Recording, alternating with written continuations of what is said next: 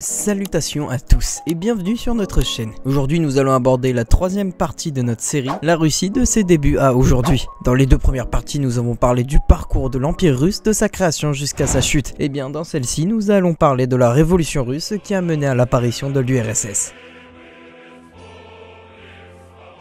La dernière fois, nous nous sommes laissés en 1917 lors de la chute de l'Empire russe provoquée par l'abdiction du tsar Nicolas II. Mais avant de rentrer dans les détails, nous allons brièvement expliquer les raisons qui ont mené à cette révolution. Durant la Première Guerre mondiale, l'armée russe, fatiguée, continua la guerre malgré une incapacité économique et une famine qui se laisse entrevoir dans les champs de bataille. Cela provoquera de multiples défaites et une baisse de l'humeur des soldats. Et ce, malgré le fait qu'au départ, la Russie gagnait ses affrontements. Pendant ce temps, les conditions du peuple empirent. Ils deviennent précaires et une famine commence à s'entrevoir. Ce qui mène à une grève durant le mois de février 1917 va rapidement dégénérer et devenir le début de la révolution russe. 23 février 1917, Petrograd, Russie. La révolution commence, des femmes commencent à manifester durant cette journée qui est aussi la journée des droits de la femme. Par la suite, des ouvriers industriels ainsi que la classe modeste rejoignent la manifestation. Mais les forces armées interviennent. Pendant les jours qui suivent, des slogans commencent à apparaître tels que « Abat l'autocratie ». Les affrontements entre le peuple et les forces armées dégénèrent et deux personnes de chaque camp se blessent gravement, voire même meurent. 3 jours plus tard, donc le 26 février, une partie des forces armées rejoignent les manifestants, ce qui leur permet de mieux s'équiper. Le tsar abandonne, il n'a plus les moyens de diriger le pays, il va dans un premier temps dissoudre la Douma, l'assemblée législative du tsarisme, et mettre en place un gouvernement provisoire. Puis abdiqué le 2 mars 1917, c'est la victoire du peuple. Dans ce gouvernement provisoire, nous retrouvons principalement des bourgeois ainsi qu'une poignée de soviets, autrement dit des personnes issues de la classe agricole. Le problème est que les bourgeois et les soviets n'arrivent pas à se mettre d'accord sur les décisions et des choix qui déplaisent au peuple sont faits, tels que le fait de continuer la guerre. De principaux gros bons se mettre en place pour essayer de remplacer le gouvernement provisoire et de devenir le gouvernement définitif. Vous connaissez sûrement le camp des bolcheviks, dirigé par Lénine, autrement dit le camp vainqueur. Celle-ci est globalement constituée de soviets de classe moyenne, ils sont surnommés les rouges. Le deuxième camp, les blancs, est un groupe qui à l'heure actuelle est beaucoup moins connu que les bolcheviks. Le groupe des blancs n'avait pas de dirigeant à proprement parler. Il s'agit d'un rassemblement de personnes haut placées telles que des officiers militaires comme le général Anton Denikin et l'officier de l'armée de l'air Lavre Kornilov. Elle est aussi constituée de monarchistes. Ils sont considérés comme conservateurs et nationalistes et ont un objectif commun, remettre en place un système politique proche du régime tsariste. Ils étaient soutenus d'une manière très importante par des nations étrangères. Et devinez qui soutient les blancs, cela peut vous surprendre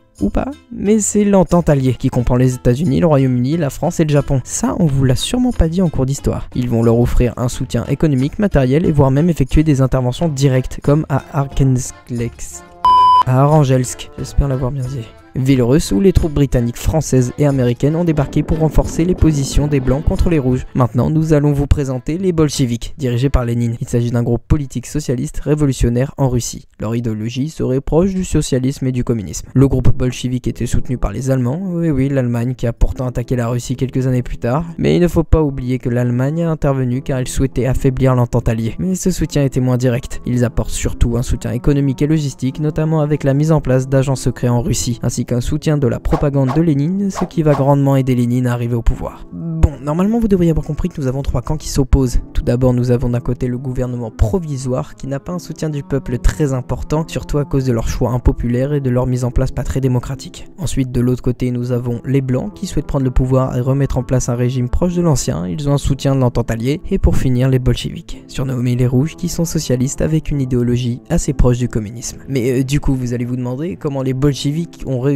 à s'en sortir et à arriver au pouvoir en octobre 1917. Eh bien, si je devais résumer tout en un seul mot, je dirais propagande. Les bolcheviks possédaient de multiples journaux, médias et livres tels que le journal Pravda, qui deviendra en octobre le journal officiel de l'État. Mais ils ont un impact important au sein de certains syndicats influents de l'époque, tels que les soviets, qui est un conseil de travailleurs, ou encore les milices rouges, ce qui leur a permis d'avoir le soutien du peuple, car oui, les syndicats étaient un très bon moyen de mettre en avant leur doctrine et idéologie, sans oublier qu'ils ont pu, grâce à cela, contrôler la direction de la révolution, notamment grâce à la diffusion des idées négatives sur le gouvernement provisoire et sur les groupes blancs, sans oublier qu'ils ont le soutien de l'armée populaire. À partir de ces éléments, on peut en conclure que les bolcheviks ont visé une révolution populaire. Leur but était d'avoir le soutien du peuple, c'est pour cela qu'ils ont lancé la révolution seulement après avoir eu le soutien du peuple. Le coup d'état s'est déroulé pendant la nuit à Petrograd, capitale russe de l'époque. Les bolcheviks ont pris le contrôle des postes clés de la ville, tels que les gares, les télégraphes et les centrales téléphoniques, puis ont arrêté les membres du gouvernement provisoire et pris le contrôle de l'Assemblée constitutionnelle. À ce ce moment-là, les bolcheviks ont déclaré leur intention de former un nouveau gouvernement socialiste, le Conseil des commissaires du peuple. Même si ce coup d'état était assez sanglant, il peut être considéré comme peu brutal si on le compare aux combats qui ont eu lieu durant la guerre civile, qui s'est suivie d'ailleurs. Ah mais oui, on vous a peut-être pas prévenu, mais après la prise de pouvoir par les bolcheviks, tout ne pouvait pas s'arrêter. Bah oui, c'était pas assez drôle sinon. Une guerre civile a été déclenchée opposant les bolcheviks aux blancs, ce qui a malheureusement provoqué des millions de morts. Pas si drôle finalement. Nous allons donc en parler de cette fameuse guerre civile. Elle s'est déroulée de 1918 à 1922. Sans trop rentrer dans les détails, entre la prise du pouvoir par les bolcheviks et la guerre civile, le nouveau gouvernement dirigé par Lénine a tenté de consolider son pouvoir et de mettre en place son système politique, notamment son programme économique pour tenter de relever la Russie. Ils ont aussi signé un armistice avec l'Allemagne de 2 mois, car oui, pour rappel, l'Allemagne n'aide pas la Russie par gentillesse, mais bien pour déstabiliser ses ennemis. La Russie ne va pas prolonger cet armistice, ce qui va provoquer la perte de la Pologne. Mais peu de temps après, la Russie sortira de la guerre. Ah oui, entre temps, l'Ukraine en profite et se faufile pour devenir indépendante. Enfin bref, revenons à notre guerre civile. Le gouvernement actuel, soutenu principalement par les ouvriers, vont s'opposer aux armées blanches, l'armée du camp blanc, qui a été créée par les anciens généraux russes. Ils sont soutenus par les conservateurs et les forces alliées. Oui, nos occidentaux continuent d'intervenir plus ou moins discrètement, vu qu'ils n'ont pas servi à grand chose pour l'instant. Les rouges ont déplacé la capitale à Moscou, par sécurité et heureusement pour les bolcheviks, ils avaient un contrôle sur les villes principales, mais n'avaient pas un contrôle total du territoire. C'est donc aux zones peu contrôlées que les armées blanches ont commencé à attaquer. Par la suite, ils ont essayé de contrôler les villes industrielles qui étaient les villes les plus importantes. Pendant ce temps, Trotsky, un des principaux acteurs bolcheviks, va créer une véritable armée capable d'arrêter celle des blancs, l'armée rouge. L'armée blanche avance assez rapidement et le gouvernement est en danger. L'armée rouge est donc obligée de recruter dans ses rangs des citoyens et prélever des provisions, ce qui va mécontenter le peuple. Le peuple mécontent va créer sa propre armée, l'armée verte. Oui, c'est un vrai bordel au point où on en est. Si t'es daltonien, tu t'en sors pas. Et pour embêter encore plus les bolcheviks, l'entente alliée va envoyer encore plus de soldats aider l'armée blanche, qui finit par réussir à contrôler le sud de la Russie grâce à une campagne militaire nommée la seconde campagne de Kouban. Voyant qu'ils sont en danger, les rouges vont capturer l'ancien tsar Nicolas II, ainsi que sa famille, pour les tuer et éviter qu'un tsar remonte au pouvoir. Une lueur d'espoir va apparaître pour le camp de Lénine, une révolution socialiste va commencer en Allemagne, révolution qui ne va pas aboutir. En 1919, la guerre qui précédemment était plutôt dans le sud de la Russie continue principalement dans le front oriental. En printemps, l'armée rouge réussit enfin à repousser l'armée blanche du front oriental et une deuxième bonne nouvelle apparaît. La Hongrie devient un pays communiste, mais elle tombera quelques mois plus tard face aux armées roumaines et serbes. Lénine aime bien les faux espoirs à ce qu'on voit.